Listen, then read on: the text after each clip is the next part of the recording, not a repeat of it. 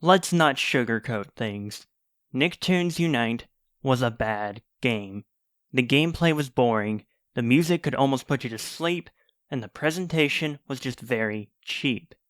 Yet, to my young self, who could never beat the game, none of that mattered. He was just happy to see his favorite cartoon characters in a single game together. Luckily for him, it wouldn't be the last time these characters would come together. Attention, the fate of Volcano Island is in your hands. Become any one of your favorite Nicktoons heroes as you battle your way to victory. Nicktoons Battle for Volcano Island, the video game. Available now. Nicktoons Battle for Volcano Island is a very interesting sequel. It takes 2, maybe even 3 steps forward, while still taking some steps backwards. Now before we get to the aspects of the game that move it forward from the original, I want to talk about the aspects that hold it back. This is because while I really like this game, there are some factors that hold it back, and I want to get those out of the way.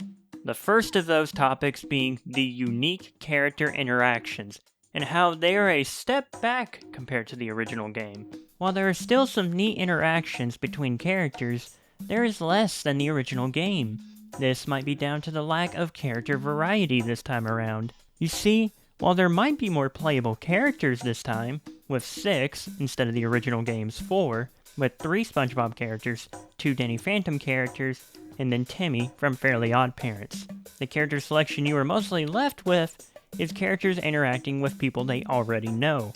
If I wanted SpongeBob to interact with other SpongeBob characters, I'd play his games or watch his show, compared to the original game, where it was nicely divided, so every time someone was talking, it was a conversation you had to play the game to get.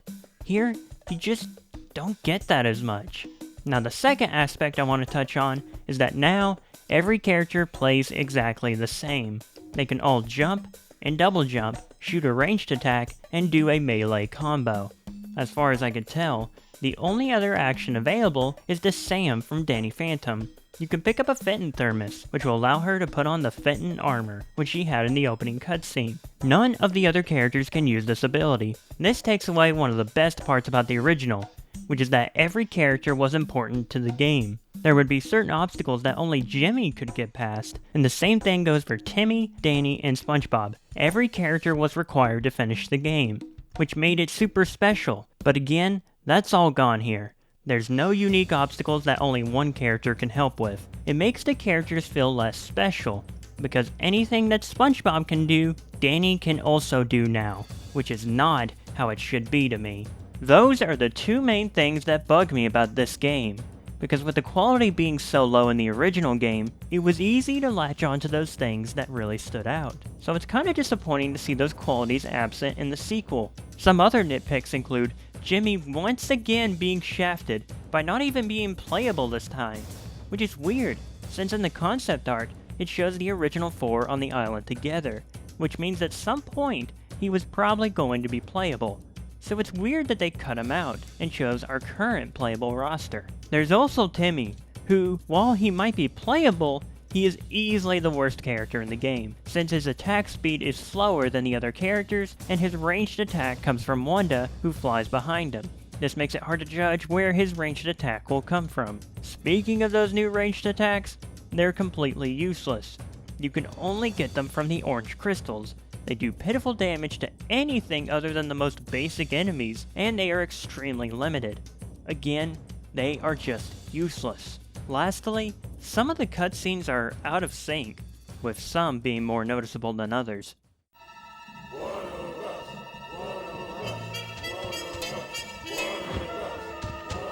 You bugs better give up! King Gorge will crush yous all! Don't you see, Sergeant? You have been affected by the Mongoose ooze. You must resist, or we are all doomed.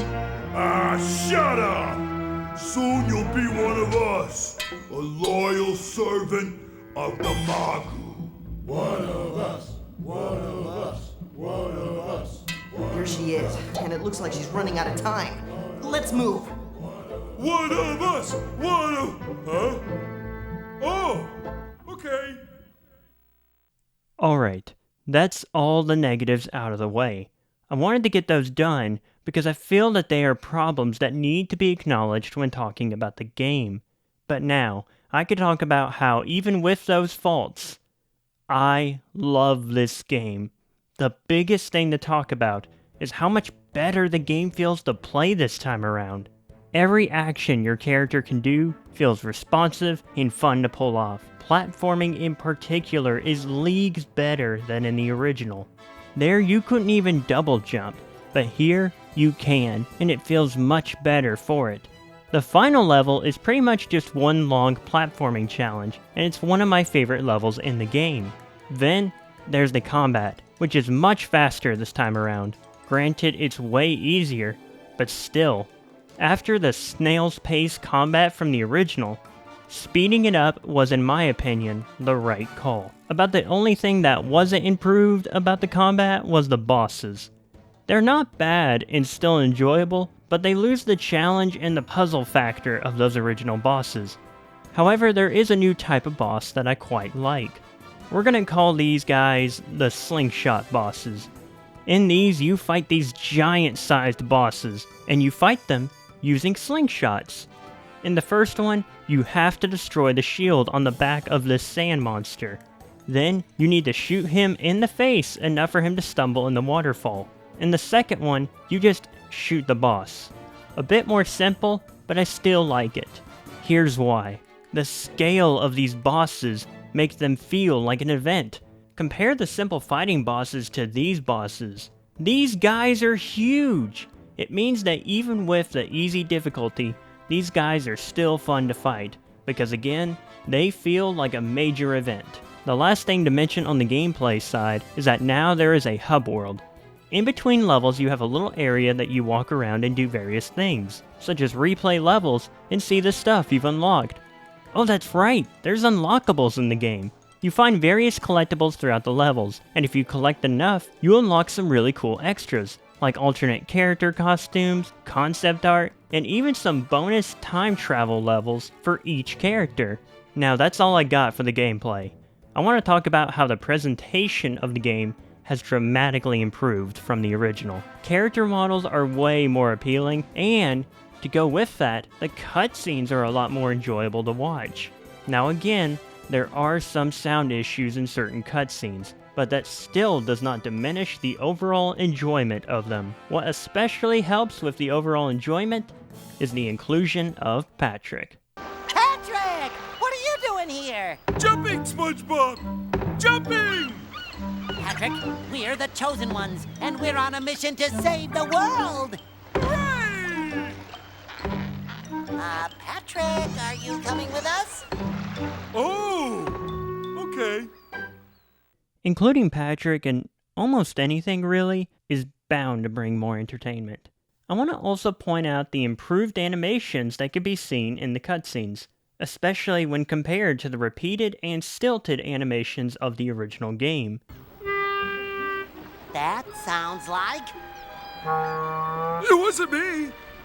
Squidward! Oh, great. Rescued by SpongeBob. Moving on, I want to talk about the environments. I love how the environments look in this game. They start out fairly normal, with a beach and then a crashed ship setting, but by the end, we run into factory settings and a tornado with bits and pieces from everyone's home dimensions flying in the background. I love the otherworldly look that the late game environments have. Makes it seem like this place is truly unlike anything else these characters have seen. Now before we move on to the story, I want to talk about the music, which in my opinion, might be the biggest improvement from the original to this. Before, you had elevator music. Now, we have this.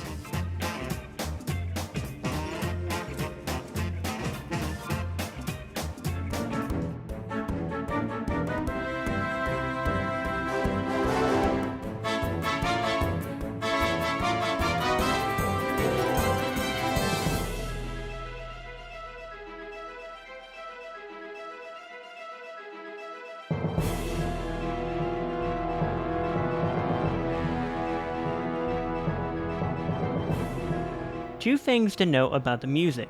One, It finally makes you feel like you're on an adventure, which is something the first game struggled with. Second, I love how since this is mostly a tropical place, most of the music has a tropical sound to it.